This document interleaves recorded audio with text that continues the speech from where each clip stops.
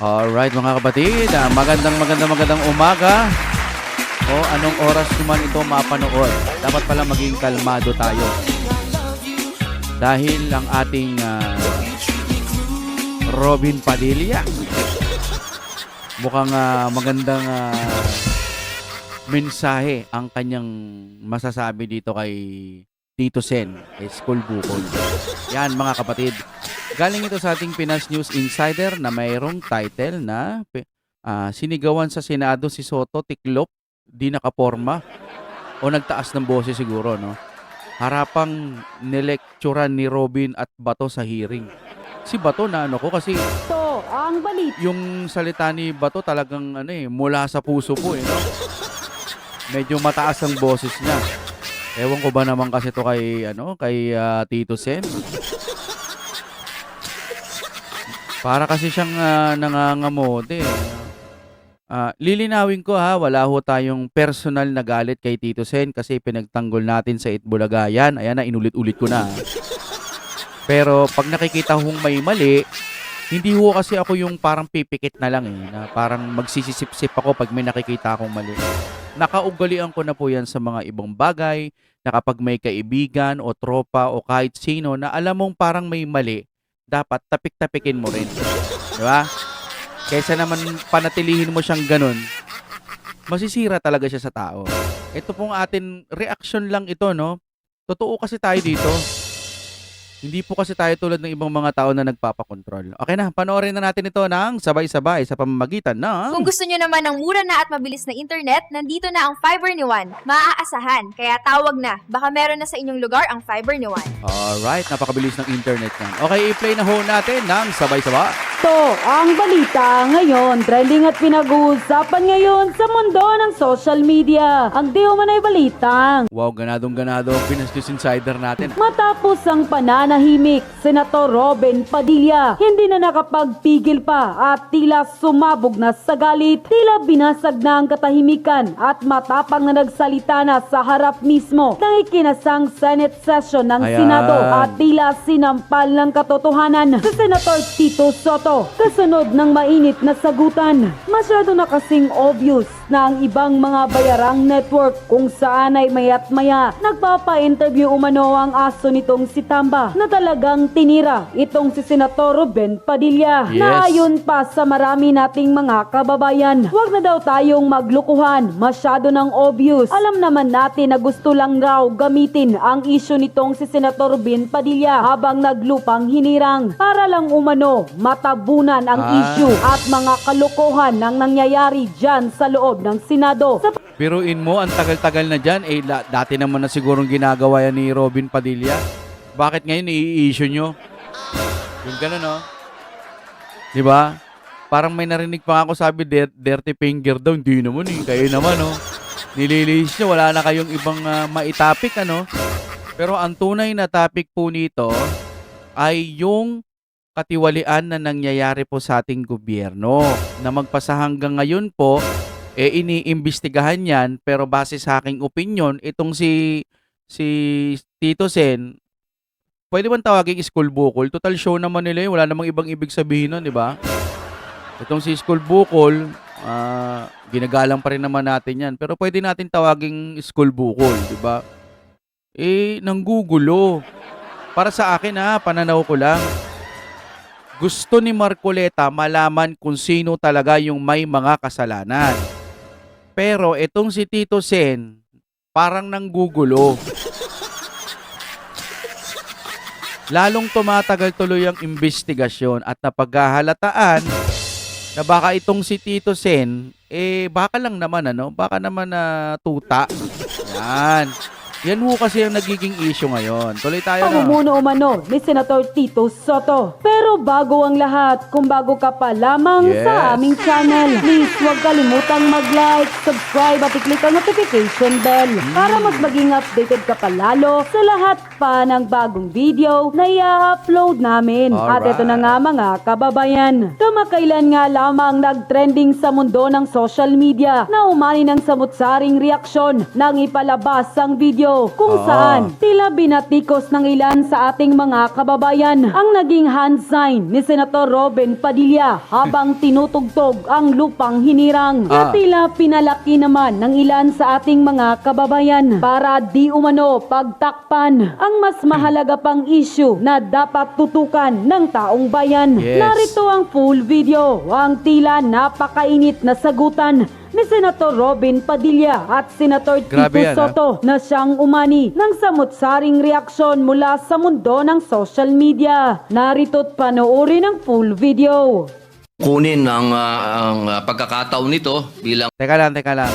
Bukod kay Robin, naalala ko, kasi bumaha din po dito sa Davao City. Ngayon, nung bumaha, ang dami pong mga nagpo-post. Kala ko ba hindi binabaan dyan sa Davao City? Kumbaga, inililihis nila yung atensyon ng mga tao. O, binabaan naman pala, binaba eh. Ganon. Oo, binabaha. Wala naman sinabing hindi binabaha. Kayo lang nagsasabi. Binabaha, pero mabilis humuhupa ang baha. Hindi katulad sa Metro Manila, tumatambay ang baha. Naman, napakadali naman intindihin yun. Sinusubukan nilang magkaroon ng mga ibang topic, diversion, para po malihis yung mga nanunood. Parang, iba na lang pag-usapan ulit. Ngayon si Robin, yung ganun, big deal yun sa inyo. Ang tagal-tagal niya nang nandiyan dyan. Isang beses niya lang bang ginawa yan? Naman, no? At saka kahit isang beses nang ginawa dyan, ano naman sa inyo? Malaya nilang ginagawa. Muslim, di ba? Tama? Kung ano man yung sa kanila, at least pagmamahal pa rin yun. Tsaka parang sa Panginoon or sa bayan. Ganyan, di ba? Ewan ko to sa mga to. Daming nakikita. Kasalanan na naman to ng Duterte. Anak ng teteng, no? Sir Robin, kasalanan na naman ng Duterte yan. Ganyan na lang lagi ang sisi nila. Sabi nga nila daw, nung panahon daw ng mga dinosaur, kaya daw naubos ng mga dinosaur dahil po sa Duterte. Siguro tinupang lahat. Lahat na lang Duterte, no? Tuloy tayo. Parlamentaryong pagsisiyasat po. Sana ganap po di ito sapagkat Ginoong Pangulo, ako po'y naguguluhan. Sapagkat dito pong nakaraang Huwebes, meron pong naglabas na isang journalist ito, isang istasyon, na sinasabi na ako daw po ay nagngat-ngat dito sa loob ng Senado. Ito po ay Ano po yung... middle finger po. Habang tayo daw po ay nagsasagawa ng lupang hinirang, nagpa-flag ceremony, ako daw po ay nagngat-ngat. At ito po ay naging malaking issue. Ako po ay nagtataka, Ginoong Tagapangulo, sapagkat noong pong dati, na binigyan ako ng issue na isang chismis, naglabas po kaagad ng ating Sergeant of Arms ng report at binigay niya po kaagad sa media. Ito po, wala pong kahit na Grabe. sino ang nagpapaliwanag na hindi ko po ginawa. Ang tanong ko po, meron po ba tayong tinititigan sa tinitingnan dito? Meron naman, syempre. Hindi ka naman nagbabayad sa media eh. Pag nagbabayad ka sa media, siguro, ito lang ha, base lang sa opinion ko. Siguro pag bayaran mo sila o bayaran nyo, sabihin nyo na hindi naman talaga ganyan yan, hindi yung ganun, no? Ganyan. O, ganyan. No, hindi nila ibinabalita kasi gusto nila bago ibalita, kailangan magbayad ka muna. Siguro ganon, siguro. Alam nyo naman, ang daming mga bias media ngayon eh. Diba? Kung wala kang pambayad, wala. Gago rin yung mga bias media, diba? Mga nag-aaral din yung mga journalist, yung mga iba siguro dyan, mga nag-aaral na mabuti. Tapos binibenta nila yung kaluluwa nila sa maling paraan. Dati inis na inis yung mga yan sa PBBM eh. Inis na inis sila kahit nga yung mga dilawan, inis na inis eh. Maiba muna tayo ng konti. Yung mga dilawan, ito lagi kong uulitin to para mas malinaw. Yung mga dilawan, hindi na nila alam kung anong desisyon ang gagawin nila. Nangangamote na sila. Pero sa mga matitinong dilawan na gusto talaga ng pagbabago, ang tinutukoy ko kasi dito, yung mga dilawan na sarili lang nila ang iniisip nila. Paano na kapag nag-rally din tayo, ayaw din natin kay PBBM. Ang problema, pag napabagsak si PBBM, si BP Sara ang uupo. Ayaw din kasi nila yon. Yan. Ganun ho talaga yon mga kapatid. Kaya yung ibang mga dilawan, ayaw po nilang makisama. Kasi nga si BP Sara mauupo. Alam nyo dito sa investigasyon sa flood control, hindi lang ito ang problema. Ang problema talaga natin, yung mga nandyan din sa loob na pinagtatakpan mismo yung kasalanan. Sa totoo lang, napakadali na lang yan eh. Sabi nga ni BP Sara, alam naman na kung sino yung kung seryoso talaga ang ating Pangulo, isang araw lang yan, tapos ang investigasyon.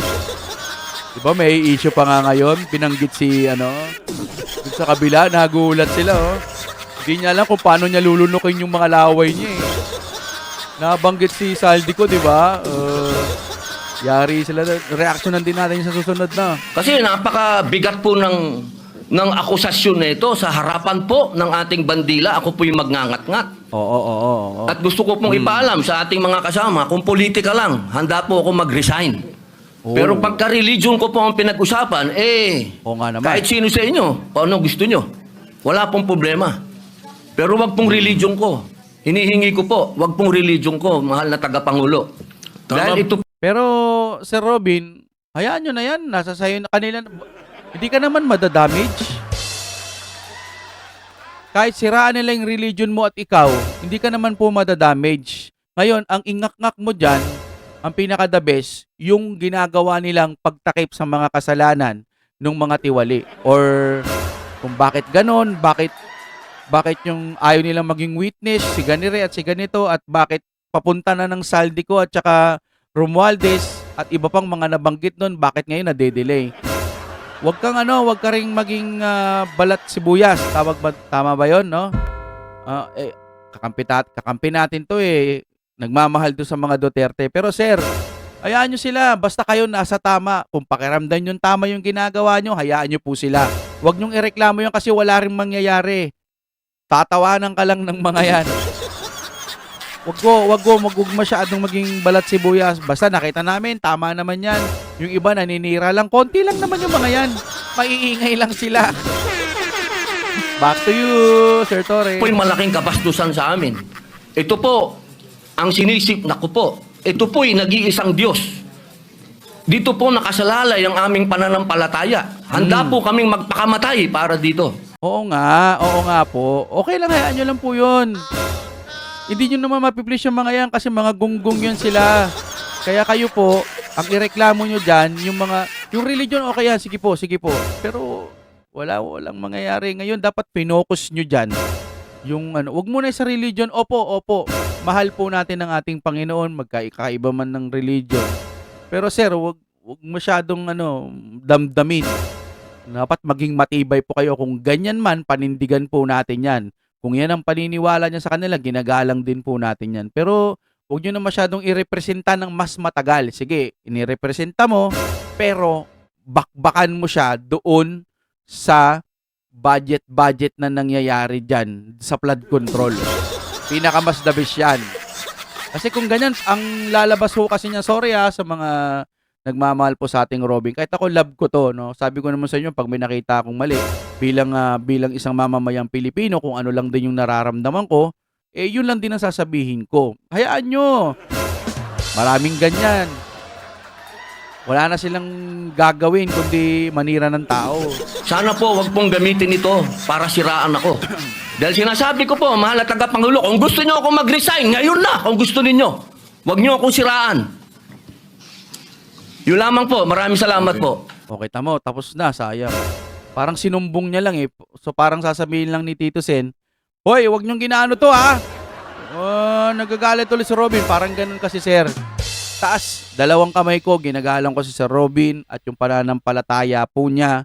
Okay po yun. Pero wag niyo nang isumbong dyan. Para sa akin lang po Sorry. Sorry sa mga kababayan natin. Mahalaga yan. Sobrang mahalaga yan. Pero ngayon, dapat nakafocus muna doon sa nararapat. Kasi wala rin yan eh. Para ka lang nagsumbong. No? Dapat yung issue, yung nakafocus ka doon sa gusto nyong targetin na mabanggit yung mga pangalan. Yun lang po. Sorry.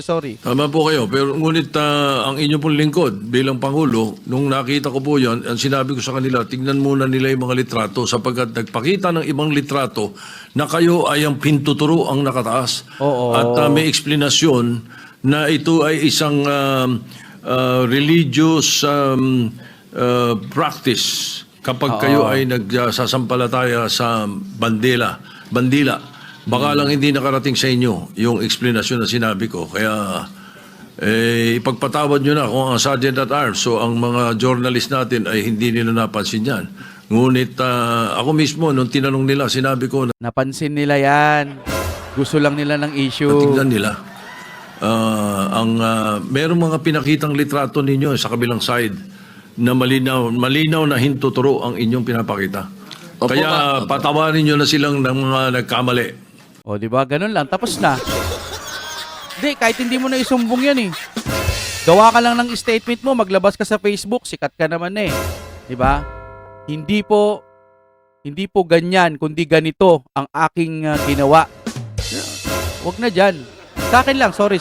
At medyo natanga ang pananaw. Opo, ang mainam po sana maglabas din po ng formal na investigasyon at formal na pahayag ang Senado patungkol po dito. Alam ko na tinatarget nito yung mga bias media. Medyo mababaw kung titignan mo, pero sa ilalim, itong mga bias media naglalabas ng mga ganitong report na hindi naman totoo. Hindi man lang nila mailabas. Damay-damay yan, mga fake news sila. No? Kasi Ginoong Pangulo, yung lumabas pong mga meron pang parang dinoktor pa eh. Meron pong oo nga, malabo yung isang litrato eh. Meron pong nilabas sa apology ang Rappler. Ayan. Pag vlogger, fake news. Pag media, magsusorry lang, nagkamali. Ang galing. Pero love ko yan, Rappler. Mga sir, love ko kayo. Pero lugi lang kasi kami sa paningin ng mga tao, no? Kami, sinasabihan fake news. Minsan kahit patanong lang yung mga title namin, fake news. No? Marami yan, daming binanggit. Maka BBM, maka Dilaw, maka Duterte, maka anuman. Ang daming binanggit ng mga vlogger. Mga fake news. Parang ganun ata, may nabasa akong ganun. Ewan ko kung Rappler ang nagsalita ng pangkalahatan kasi sinasabi ko, no? Na kapag ka vlogger, tapos may nasabi at may nagkamali, yung iba nagkakamali. Ako kasi mga kapatid, hanggat maaari, pag hindi ako sigurado, question mark talaga. No? Ngayon, para sa kanila, fake news na agad. Paano naman to? Pag nagkamali, sorry lang. Hindi sila fake news. Ay, ang galing. Opo. Sa inyo. Opo. Na ito ay mali ang pagkakasabi nila na kayo ay merong ginawang tawag niyo po, ingat-ngat. Opo. Alam niyo po, Ginoong Pangulo. Humingi ng tawad sa inyo. Ayan Opo, pero napakainam po kung manggagaling po sa Senado sapagkat marami naman pong camera dito ang magsasabi na hindi ko po ginawa yan. Hindi ko po magagawa yan. Tama. Napakalaking pambabastos po niyan. Hindi ko po magagawa, Ginoong Napapansin ko na itong pananampalataya ni Sir Robin Padilla, lalo na sa religion po nila, napakamalaking big deal po na parang pang-iinsulto yung ginawa nila. Pangkalahatan ang tinutukoy dito. Tapos sisirain lang nung sorry parang ganun lang wag naman ho, wag. Idol ko yung Rappler, idol ko naman. Pangulo. Ako na mismo bilang bilang Senate President o tagapangulo ninyo, ako na nagsasabi na hindi ninyo ginawa yan. At tama yung mag-apologize sila sapagkat mali ang pinakita nila. Patawarin nyo na sila. Meron pang isa, merong naglabas din ng isang fake news na meron daw kumakanta rito ng Bayang Magiliw na pababoy. Bayang Magiliw. Lupang hinirang, di ba, sir? Hay, nako, baka sabihin, napaka-bitter ko at naghahanap ako ng mali. Ako hanggat kaya kong banggitin yung pinaka-title. Title lang babanggitin ko. Lupang hinirang ho.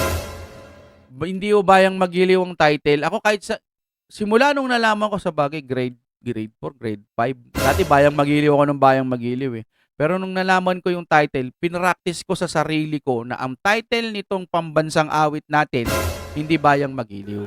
Lupang hinirang. Wag natin hayaan na consider na lang, hindi mo ganun eh. Hindi, pag kinonsider ho natin yan, hindi natin ang tawag dito, hindi natin mapapractice, hindi natin masasanay sa sarili natin na yun talaga yung tawag. Pag ganun-ganun na lang, Bayang Magiliw, sige, pwede na yan. Lupang hinirang po, no? Bayang Magiliw daw, Senate President. Baka sabihin nagpupunan na naman ako Sapagkat mali ang pinakita nila. Patawarin nyo na sila. Meron pang isa, merong naglabas din ng isang fake news na meron daw kumakanta rito ng Bayang Magiliw na pababoy. Bayang Magiliw. Papayagan ba natin mangyari dito yun? Hindi po totoo yun. Hindi nangyayari yun. Nandito kami at wala tayong nakitang nagkumanta ng Bayang Magiliw dito o ng Lupang Hinirang dito na mali. Ayun, nabanggit niya na yung Lupang Hinirang. Kaya dapat nag-iingat ang ating mga netizen. Na ibang napakahusay ng mga netizens natin kung tutuusin Pero may mga ilan nakakasingit talaga ng mga fake news na ganyan. Siguro masyado lang kayong popular kaya kayo pinag-initan. Maraming salamat po, Ginoong Pangulo. Wala po nga naman. Yes, Senator De La Rosa. Before we Ito na si De La Rosa, yari ka. Maingay yan, yari ka ngayon dyan. recognize Bato de la Rosa, if he gives me the chance to help our distinguished colleague, Senator Robin Hood Padilla, kung gusto niya po, siya naman po ang chairman ng Committee on Public Information. We can refer his manifestation to his committee and he can look deeper into it kung okay sa kanya. Kasi ang hirap pagka mga media, parang walang kaso, parang wala lang, nag-sorry na, ganun. Pero pag vlogger, iniipit talaga nila, no? Sila Sir Banat Bay, kawawa sila eh. Iniipit nila lang iniipit eh. Opo, kung yun po ang mamarapatin at pinakamaganda, opo. Maraming salamat po, opo, Pinuno Mayorya. Alright, so Well, any at least- objections? Yes, kasi Mr. President, he can also invite PRIB because the PRIB of the Senate, pag may mga ganyan, pag lumabas ka agad, pwedeng i-counter ng PRIB. Hindi na maghihintay po si Senator Robin Hood Padilla na yung staff pa niya magka-counter. Pwede nang i-counter agad kasi mayroon ng mga record ang PRIB Your Honor. So, if it's Media natin ngayon, no? 'Di ba? Madali lang ilabas niya kahit yung iba nga din na nanonood ng balita sa YouTube na lang eh. okay with the good chairman of the Committee on Public Information, then I so move, Mr. Chairman, that we refer his speech to his committee. No tayo kay Alright, Bato. any objection? Chair hears none. The speech or the manifestation of the senator from Mindanao be referred to the Committee on Public Information and Mass Media. Senator De La Rosa is recognized. Thank you, Mr. President. Mr. President, since nabanggit mo na lang na yung pagpangalaga sa lahat ng miyembro ng Senado ay isang tungkulin ng Senate President. I just would like to bring to the attention of the Senate President. I came across with the news. Now, when the Senate President was asked by a certain Christian Esguerra regarding the minority taking up the question about the custody of Bryce Hernandez. Ito po ang sagot ng ating Senate President, which Nako, I yari find it very, very, very sad because being the Senate President, we hope that you are going to take care of not only the majority, because you're not the majority leader, you are the Senate President. We hope that the majority and the minority will be taken care of by the leadership Yes. of the Senate. Dapat. And if I quote your answer, Mr. President, gimmick yan ng minority. Hindi ba nila naiisip na baka si Martin Romualdez ang tuta ko? Makabintang sila porque pinagbigyan ko yung TRICOM, tuta na ako. Ano bang tawag sa kanya dapat? Sunod-sunuran. Anong pwede bang itawag kay Tito Sen pag ganyan? Born again. Sinunod ko lang naman yung TRICOM Sunod-sunuran na ba ako noon? Ano nga pwedeng itawag sa kanya? Hindi tuta, kung hindi tuta. Di ba? Ginawa ba akong illegal? Yung request ng House of Representatives, illegal? Hindi. Ang gusto ninyo, awayin ko yung House of Representatives. Hindi, ibalik lang. Hindi sinabing gusto. Di ba, Senator Bato? Ibalik mo dito sa amin kasi ang usapan, ibabalik dito yan. Hindi ilalagay doon sa ibang lugar. On day one, mamatay sila sa sama ng loob. O, tapos biglang magsasalita ka doon sa, ano ka, Senate President ka, tapos sasabihin mo, mamatay sila sa sama ng loob. Bullshit! O, tama sila? Tama pa ba yung sinasabi ng, minsan, yun nga sinasabi ko, pag nakikita nyo ng may mali, tapik-tapikin nyo rin yung balikat. Minsan, kaltukan nyo sa batok, ganun lang, uy, mali na yan sinasabi mo. Kapwa, ano mo yan? Kapwa, senador mo yan, huwag kang ganyan. Ngayon lang ako nakaano ng ganyan, senador. Parang minaliit mo yung kapwa mo, senador, ah. So, malungkot lang ako doon, 2 punto, Mr. President. Unang-una, yung mamatay sila sa sama ng loob. Oo. Kami, Mr. President, hindi mo po kami mapatay sa sama ng loob dahil hindi na po masama ang loob namin dahil tanggap na namin na kami ang minority. Oo. Ang kinasama lang ng loob namin is, bakit? At yun na nga mga Ay, nabitin na. Pero sa madaling salita, supalpal siya doon, no? Palitan nyo na lang po yan. Wala naman, nanggugulo lang yan eh. Ang yabang niya. Ba't magsasalita ka ng gulo, mamatay sila sa sama ng loob? Eh, paano pa pag naging presidente yan? Pag may hinaing ka, baka sabihin, ay, bayaan mo sila. Mamatay sila sa sama ng loob. Wala. Bilang Itbulaga, idol. Pero bilang Senate President, hindi ako suportado dyan.